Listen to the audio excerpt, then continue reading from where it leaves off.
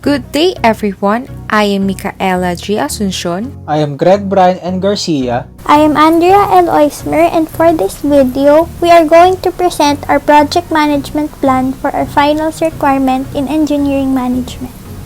Our independent group is planning to conduct a community pantry in Barangay Santa Fe, Dasmariñas, Cavite, covered court from July 17 to 20, 2021. In our executive summary, a food pantry is a community-based program that collects and safely stores food and household products for free distribution to low-income and needy members of the community. Its mission is to directly serve local residents who suffer from hunger and food insecurity within a specific area. So the concept behind the community pantries is not new. In today's pandemic, community pantries have been a significant movement for the basic reason that they are designed for a specific purpose.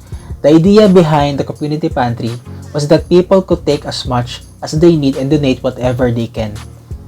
The project plan proposed to conduct a community pantry in Barangay Santa Fe, Dasmariñas, Cavite for the following dates from July 17 to 20, 2021. The location was chosen since most of its residents rely on school-related businesses and restaurants which were severely affected by the pandemic. This is due to the COVID-19 protocols and the social distancing requirements which forced businesses to shut down.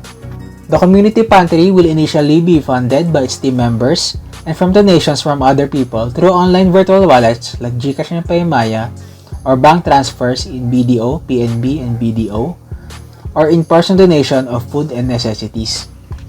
The purpose and objectives of this project are: first, to serve the residents of Barangay Santa Fe in Dasmariñas, Cavite with food supply and other necessities that are essential in daily life. Second, to provide mutual aid and help each other out without treating people in the community as charity cases. And lastly, to offer free, healthy, and nutritious food and other necessities for the community. And the team members of this project are Mikaela Asuncion, Greg Garcia, and Andrea Oesmer.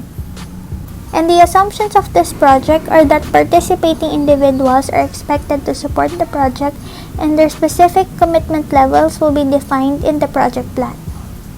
Then, the constraints and limitations of this project are that the effort relies on voluntary participation by multiple individuals and that this project has no defined budget. Also, this project will proceed only within Barangay Santa Fe in Dasmariñas, Cavite. For project schedule, here's a milestone of our community pantry project on which we have three major phases: planning, execution, and control. It also shows the timeline of the project. In the planning phase, we will gather support from community starting June 20 to 22, along with creating Facebook posts on June 27, as well as selecting a good spot, that most preferably the Santa Fe basketball court, from June 24 to 26. We will also gather and assign volunteers in charge for the donation from June 27 to July 3. In the execution phase, organizing and repacking will take place from July 5 and July 11. Signages and spread of information and assembly will be executed from July 10 to July 13. In the control phase, the community event proper and distribution of food will take place from July 17 to 20, 2021. We also have a Gantt chart with a similar phase and sub-executions in our project milestones. It presents a more detailed timeline of the project plan. The planning phase is projected to last for 14 days or 2 weeks.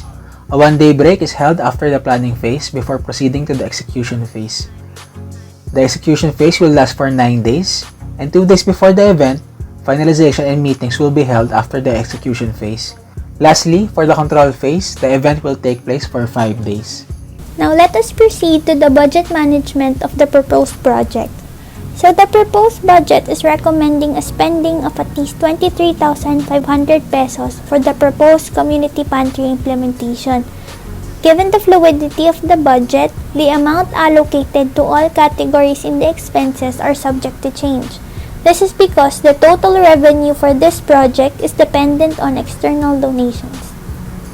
So the proposed budget is recommended to be funded from the initial contribution of 5,000 pesos each of the project organizers and from external donations given through GCash and bank transfer.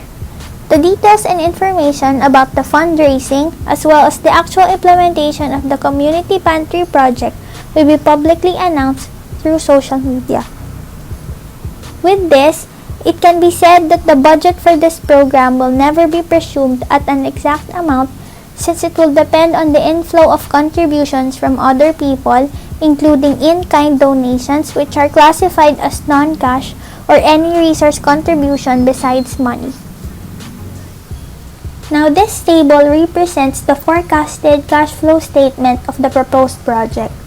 Under revenue, the individual contributions amounted to 15,000 pesos while the estimated proceedings from donations are equal to 10,000 pesos, and this arrived at a total revenue of 25,000 pesos for the whole project.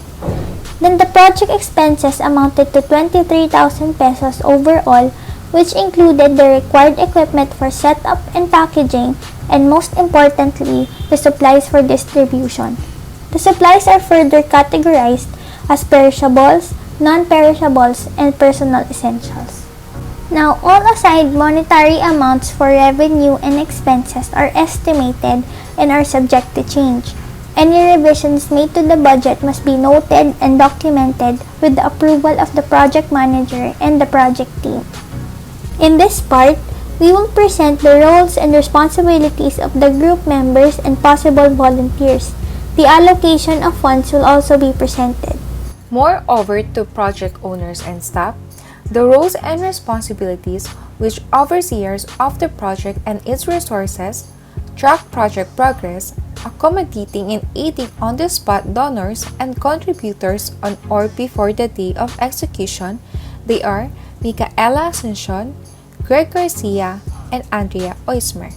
I will be the project manager who is responsible to manage the project team, schedule, agenda, and resources, and I will also assure that the project flow is going according to the plan. Mika and I are the project budget managers who will receive, manage, budget, and allocate monetary resources. We will also create an implementation teams for the members and the volunteers, wherein I will lead the purchasing team together with Dean and James Asuncion. We will be the ones who are responsible for purchasing of food, necessities, packaging, equipment, and the rest of the essentials, including repacking of food and necessities. For the organizing team, I will lead it along with Glenn and Gail Garcia. We will be responsible for the design and installation of signages, organization and design of community pantry setup. Lastly, I will lead the distribution team along with Annie and Ronnie Oesmer. We will be responsible for distribution and accommodating and aiding community members. For the social media team, the three core members of the independent group will be responsible for designing and strategizing of social media posts and presence, communication with donors and contributors, planning of survey processes, or gathering of feedback. Here is a sample signage or brochure that will be spread along the community in Santa Fe, Dasmariñas, or its nearby communities. It will also be disseminated through social media posting in Facebook, Twitter, Instagram, or even in YouTube.